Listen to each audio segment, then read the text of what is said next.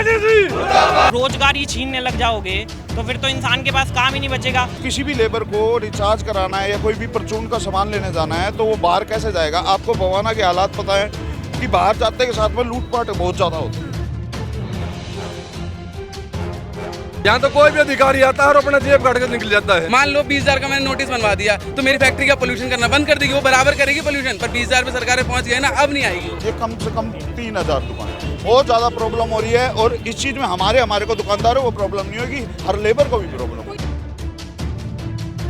दुकान खोलते हैं तो फैक्ट्री सील होने का खतरा था ना। मॉल में इतनी जगह नहीं है जो इतनी 35,000 दुकानें ले सके, ठीक है। अब कोई चली भी गया जो पैसे वाला अच्छा आदमी जिन्हें ले भी ली तो 1 लाख रुपए किराया, यहाँ 10-15 हजार रुपए किराया में भी काफी फर्क है। सामान महंगा देगा ना। अगले ने अपनी पूरी जीवन की भी कमाई वहाँ लगा दी उसके ऊपर, अब कह रहे उसको कैंसिल कर देंगे। सिर्फ इंडस्ट्रियल काम कर सकते हो, कमर्शियल काम नहीं कर सकते। इतनी स्पेस अवेलेबल नहीं है मॉल के अंदर कि हम सारा सामान ले जा सके वहाँ पे। नमस्कार, आप देख रहे हैं तेज तर्रार और मैं हूं आपके साथ परमजीत कौर। देखिए, इस वक्त मैं राजधानी दिल्ली के बवाना इंडस्ट्रियल एरिया में मौजूद हूं जहां पर DSIDC के नोटिस चस्पा किए गए हैं। देखिए, जितनी भी फैक्ट्रीज में नीचे जो है कमर्शियल एक्टिविटीज़ हो रही थी, यानी कि दुकानें चल रही थी, उन दुकानों को नोटिस आ गया है। और यहाँ पे कोई 1 या 2 या फिर 100-200 दुकानें नहीं है, बल्कि 3,500 दुकानों पर DSIDC का नोटिस चस्पा किया गया है। DSIDC का कहना है कि यहाँ पर जो है ये इंडस्ट्रियल एरिया है जहाँ पर बड़ी बड़ी फैक्ट्रीज चलनी है, जिस बीच ये लोग दुकानें निकालकर जो है कमर्शियल काम कर रहे हैं। इसी के चलते जो है देखिए नोटिस चस्पा हुए और तमाम 3,500 दुकानदार जो है वो एक तरफ से मानो कि बेरोजगार हो गए, क्योंकि नोटिस लगते ही इन लोगों ने जो है खुद अपनी दुकानें बंद कर दी। दुकानों से शटर हटाकर जो है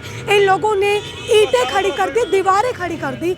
अब आप फिलहाल देखें यहाँ पर तमाम ये दुकानदार हैं जो कि DSIDC और प्रशासन के खिलाफ काफ़ी नाराज़गी जता रहे हैं, इवन यहाँ पर नारेबाजियाँ भी कर रहे हैं। अब आखिर क्या कुछ पूरा नोटिस है, क्या कुछ पूरा मामला है, वो इन्हीं से जुड़कर जान लेते हैं। क्या नाम है सर आपका? मेरा नाम सुरेंद्र शर्मा है जी। सर, आज किस चीज़ का विरोध प्रदर्शन? विरोध इस चीज़ का हो रहा है कि 6 साल से मैं एक शॉप करके बैठा हूँ मनी ट्रांसफ़र की, रिचार्ज की, और इस टाइम पे एट ए टाइम पे इन्होंने बोला कि शॉप बंद कर दो। क्या रीज़न क्या है? ये बोले कि कमर्शियल में आप ये शॉप नहीं कर सकते, ठीक है।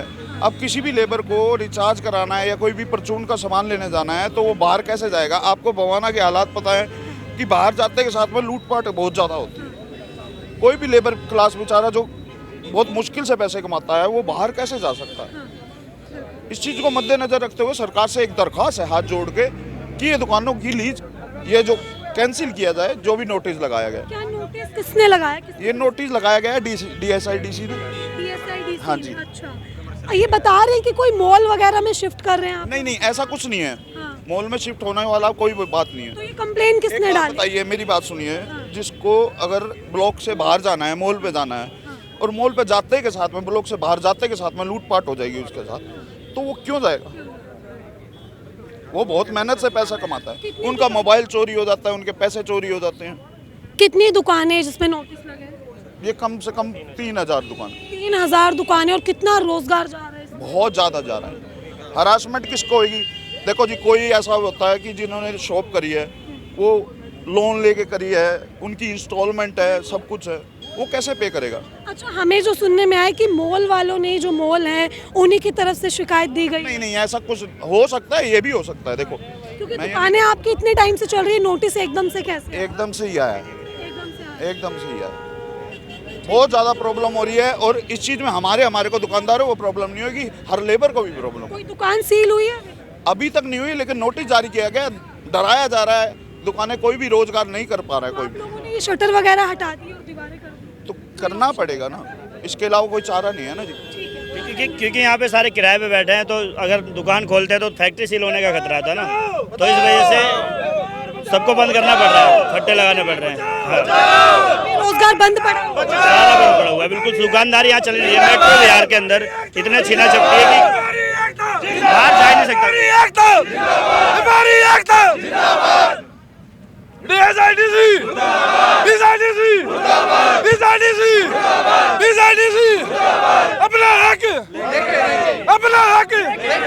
अपना हक देखिए आप यहाँ पर देख सकते हैं कि किस तरीके से जो है इन लोगों ने चक्का जाम यहाँ पर किया है और सड़क पर जो है बैठने को ये लोग यहाँ पर मजबूर हो गए। आप ये तस्वीरें देखें। क्या नाम है सर? मेरा प्रदीप नाम है जी। सर क्या कुछ कहेंगे, क्या पूरा ये मामला है, नोटिस किसने लगाए और क्या कुछ वजह रही? ऐसा जी नोटिस ये जो ना केजरीवाल की सरकार में आए थे और बीजेपी वाले ने वो फाइनल नोटिस भेज दिया। और बीजेपी जो है वो व्यापारियों की सरकार होती थी, पर बवाना में जो इंडस्ट्री इसको पेपर मानते नहीं। वो यहाँ तो कोई भी अधिकारी आता है और अपना जेब काट कर निकल जाता है। क्या आप लोगों की क्या मांग है? हमारी ये मांग है जी, जो ये रोजगार चल रहे चलते रहने दो, परेशान मत करो। काम नहीं है, देश वैसे पहले ही कह रहे हैं भाई कुछ लोकल फॉर वोकल होना चाहिए, पर लोकल आदमी को काम नहीं करने दे रही है। क्या करें? नोटिस पे क्या कुछ लिखा है, मतलब किस वजह से? नोटिस पे एक बात ऐसी लिख दी कि आपकी फैक्ट्री की लीज कैंसिल कर दी जाएगी, करोड़ों रुपए की बिल्डिंग उसकी बर्बाद हो जाएगी। आप ये बताना, अगले ने अपनी पूरी जीवन की कमाई वहां लगा दी उसके ऊपर, अब कह रहे हैं उसको कैंसिल कर देंगे, क्या बचेगा उसके पास? कोई सॉल्यूशन हुआ है अभी तक? सोल्यूशन कुछ नहीं हुआ जी। आप लोग अपनी मांगे लगातार रख रहे हैं, प्रोटेस्ट कर रहे हैं, कोई सुनवाई नहीं है? कोई सुनवाई नहीं हो रही जी हमारी। अभी आज क्या कुछ करें? आज ही है जी, सारे व्यापारी परेशान। हम तो सोचते हैं धूप में बैठे रहेंगे, एक दो आदमी शहीद हो जाएगा और क्या होगा। उनके पास जाएंगे। कब से दुकानें बंद हैं? 9 तारीख से बंद है जी। 9 से बंद है। कोई एमएलए ने इसमें हस्तक्षेप किया हो? एमएलए से कोई कोई नेता ही नहीं है जाएंगे। यहाँ, हम खुद ही हैं सब में। अब देखते हैं एमएलए तक बात पहुँच जाए तो कुछ हो जाए, मगर हमारे यहाँ कोई नहीं सुनता। अच्छा, ये जो मॉल का कोई मामला सामने आ रहा है कि अब मॉल में शिफ्ट कर रहे हैं दुकानें, इसका क्या कहना है? ऐसा जी मॉल है क्या? मॉल तो मैं बताऊँ 4 है इंडस्ट्री में, 4 में शराब की दुकान। आप ये बताओ शराब की दुकान पे सामान लेने कौन जाएगा? आप किसी ने चाहे कि दूध की थैली लेने जाने तो वो वहां जाएगा। और 1 लाख रुपए किराया है और फैक्ट्री में 20,000 रुपए में काम चल रहा है, तो लाख रुपए किराया कहाँ से देगा वो? कितना मॉल खोल देंगे यहाँ पे? 4 मुश्किल से 10 मॉल और खोल देंगे, फिर 35,000 फैक्ट्री कम नहीं होती ना। 20,000 तो यहाँ कंपनियां हैं और उसमें कम से कम 3,500 दुकानें थी। 10 मॉलों की जगह खाली पड़ी है, वो अपनी फॉर्मेलिटी पूरी करे, 10 के 10 मॉल बना देंगे तो 20,000 रुपए मॉल के अंदर दुकान मिलेगी, तो सारे व्यापारी भाई मॉल के अंदर चले जाएंगे। 1-1 लाख रुपए कहाँ से लेगा किराए के लिए? नोटिस लगाया किसकी तरफ से गया? DSIDC की तरफ से। ठीक है, तो देखिए यहाँ पर जो है तमाम लोग ये जो बैठे हुए हैं, आप देखिए ये सभी दुकानदार हैं जिनकी फैक्ट्रीज के नीचे दुकानें हैं। यहाँ पर DSIDC के खिलाफ जो है नारेबाजियाँ की जा रही हैं और आप देखें काफ़ी निराश जो है ये दुकानदार यहाँ पर नज़र आ रहे हैं। देखिए मुख्य मामला जो है वो यही है कि इन लोगों की दुकानों को सील कर देने का नोटिस यहाँ पर दिया गया है कि अगर ये लोग नहीं दुकानें बंद कर दे तो पूरी फैक्ट्री जो है वो सील कर दी जाएगी। जिसके बाद आप देखें इन लोगों ने दुकानों के बाहर से शटर वगैरह हटाकर दुकानों में खुद ही दीवारें चुनवा दी।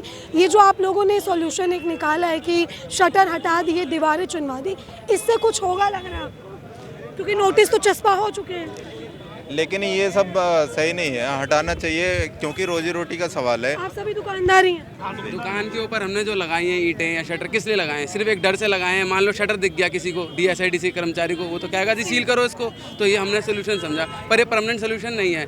जिस दिन से मान लो यहाँ फैक्ट्रियाँ थी ना, फैक्ट्री मालिकों के पास नोटिस आया करता था, ये बवाना बसा नहीं था तब, तो कि आप अपने अलॉटमेंट की जगह को घेरो, इसे बढ़ाओ और इसमें फैक्ट्रियाँ बनाओ। कोई आदमी नहीं जाता था यहाँ, क्योंकि चोरी चकारी इतनी है। अब यहाँ पे जब लोग आने लग गए, यहाँ बसावट हो गई, तो उन्होंने अपना घोंसला सा बना लिया जी, यहाँ पे राशन की दुकान या किराने। अब उस घोंसले को तोड़ा जा रहा है, क्या करें? जब बसावट होगी तो ये चीज़ें तो खुलेंगी ना। जो DSIDC है ये क्या आपके आगे मांग रख रहे हैं, क्या नोटिस में लिखा है, क्या चाहता है? DSIDC ये चाहता है कि ये हमारी जो जगह है इंडस्ट्रियल काम के लिए दे रखी है। मान लो किसी को दे रखा है जी आप दाने का काम कर लो, किसी को दे रखा है जी मैन्युफैक्चरिंग कर लो, तो कहती है कि सिर्फ इंडस्ट्रियल काम कर सकते हो, कमर्शियल काम नहीं कर सकते। पॉल्यूशन वाले आ जाते हैं, कमर्शियल काम MCD वाले आ जाते हैं, कोई भी ये है तो इंडस्ट्रियल एरिया ही ना। इसमें कमर्शियल वर्क नहीं करने दे रहे, यानी दुकानें नहीं चलने देंगे। अब इंडस्ट्रियल के अंदर मान लो हम फैक्ट्री चला रहे हैं दाने की, इनका स्कैम है एक तरीके का, गवर्नमेंट का बहुत बड़ा स्कैम है। क्या स्कैम है? अभी कुछ दिन पहले पोल्यूशन के पर्चे छाप दिए इन्होंने। उसके अंदर क्या था जी, आप पोल्यूशन करते हो और आप आओ हमारे पास, हम आपको एक नोटिस बना के देंगे। मान लो 20,000 का मैंने नोटिस बनवा दिया, तो मेरी फैक्ट्री का पोल्यूशन करना बंद कर देगी, वो बराबर करेगी पोल्यूशन, पर 20,000 पे सरकार पहुँच गए ना, अब नहीं आएगी वो। यही चीज़ है और कुछ भी नहीं है। गरीब आदमी, जो आदमी छोटा आदमी, उसे अब उनको दबाया जा रहा है। अपनी जो कमियां हैं वो कोई पूरी नहीं करता। आप लोगों ने ये मांग नहीं रखी कि भाई अगर यहाँ से दुकानें बंद हो जाएंगी तो हम लोग कहाँ शिफ्ट होंगे, कहाँ दुकानें? तो ये चीज़ तो सरकार, जब दुकान चलती इसी एरिया में है। दुकान के लिए मॉल बना दिए हैं। हाँ, ये मॉल में मॉल है, मॉल की कीमत है ना, पहली बात मॉल में इतनी जगह नहीं है जो इतनी 35,000 दुकानें ले सके, ठीक है। अब कोई चली भी गया जो पैसे वाला अच्छा आदमी जिन्हें ले भी ली, तो 1 लाख रुपए किराया है, यहाँ 10-15 हज़ार रुपए किराया, किराए में भी काफी फर्क है। सामान महंगा देगा ना। आपको लगता है वो कस्टमर मॉल में आएगा जो यहाँ जा ही नहीं सकता, वहाँ शराब के ठेके, दराबे, माने पता नहीं क्या क्या चीजें हैं। डिस्टेंस बहुत है। मॉल का डिस्टेंस बहुत ज़्यादा हो गया। महिलाएं भी हैं फैक्ट्रियों में काम करने वाली, बुजुर्ग बूढ़े लोग भी हैं, वो कैसे आ पाएंगे मॉल पे? अगर आपके पास में दुकान है उनके लिए इजी है ना वहाँ तक पहुँचना, हर बंदा तो नहीं पहुँच सकता। प्लस इतनी स्पेस अवेलेबल नहीं है मॉल के अंदर कि हम सारा सामान ले जा सकें वहाँ पे। प्लस अगर हम मॉल पे जाते हैं, रेंट ज़्यादा है तो हमें मटेरियल के रेट भी बढ़ाने पड़ेंगे। फैक्ट्रियों में कहाँ से लोग परचेज कर पाएंगे? फैक्ट्रियों में काम खत्म हो जाएगा। सारे देश के मुख्यमंत्री विदेश जाते हैं इन्वेस्टमेंट लेने के लिए, कभी जापान, कभी अमेरिका, और यहाँ चले चलाए कामों को उजाड़ रहे हैं। मोदी जी कहते हैं लोकल फॉर वोकल बनो, तो सबकी अपनी अपनी जगह है ना। 3000 दुकान, हाँ, और ना कोई रोड पे एनक्रोचमेंट है, सब अपनी बिल्डिंग के अंदर काम है और सही सब GST पेड करते हैं, सारे टैक्स देते हैं गवर्नमेंट। हमारी गवर्नमेंट इतनी अच्छी है, हम तो फैक्ट्रियों में चला रहे हैं तो परेशानी है, बेचारे रेडी पे चला रहे हैं तो पुलिस वाले आके पैसे बटोर लेते हैं उनसे, ठीक है। अब हम तो इतना जानते हैं जी, जो हमारी गवर्नमेंट है ना, हम माँ बाप की तरह होनी चाहिए। हमारे को कोई परेशानी है तो हमारा सोल्यूशन करें, वो खुद ही हमारे को निकाल। सॉल्यूशन इतने दिनों सोल्यूशन नहीं है तभी तो रोड पे खड़े हैं। मीडिया के थ्रू हम अपनी बात सरकार को कह रहे हैं और हमारे को विश्वास है कि ये बीजेपी गवर्नमेंट हमारी बात सुनेगी जरूर। सोल्यूशन ये है, या तो वो हमें दुकान अवेलेबल करे कि जहाँ पे हम लोग बैठ सके। अगर बेरोजगारी होगी तो क्राइम बढ़ेगा, क्राइम बढ़ेगा तो समाज को दिक्कत आएगी, सरकार को दिक्कत आएगी, फिर बीजेपी अगली बार तो नहीं आ पाएगी, और ना हम बीजेपी को कभी वोट देंगे। ऐसे दिन दहाड़े गोली चली है भाई, फैक्ट्री मालिक के पैसे छीन लिए जा सकते, 1-1.5 महीने पहले की बात है, दिन दहाड़े की बात। यहाँ पे जो भी व्यापारी या दुकानदार आ रहा है ना, अपनी जान हथेली पे लेके काम करने आ रहा है, उसके बावजूद वो तो उनपे सिक्योरिटी नहीं है, फिर काम बंद करवा देना है। आज सरकार युवा को जॉब नहीं दे पा रही, वो मुश्किल से रोजगार चालू कर रहा है अपना। मेरी उम्र आज 26 साल है, मैंने अपना रोजगार चालू किया 2 साल पहले 24 साल की उम्र में। मैं कहा चलो जॉब नहीं मिल रही, मैं M.Com पास हूँ, जॉब नहीं मिल रही, चलो कोई बात नहीं, अपना रोजगार चालू करते हैं, अपना फैमिली बिजनेस जो भी है उसे थोड़ा बढ़ाते हैं। बट आज उसको भी बढ़ा रहे तो उसको भी आज इलीगल घोषित करके ये बोल रहे हैं कि आप फैक्ट्री खोलो। कल को हम फैक्ट्री खोल लेंगे, ये DPCC वाले MCD वाले खड़े हो जाएंगे, फिर कहेंगे इसे सील कर दो जी, आप फैक्ट्री नहीं चला सकते, ये पोल्यूशन है। अगर आप रोजगार ही छीनने लग जाओगे तो फिर तो इंसान के पास काम ही नहीं बचेगा।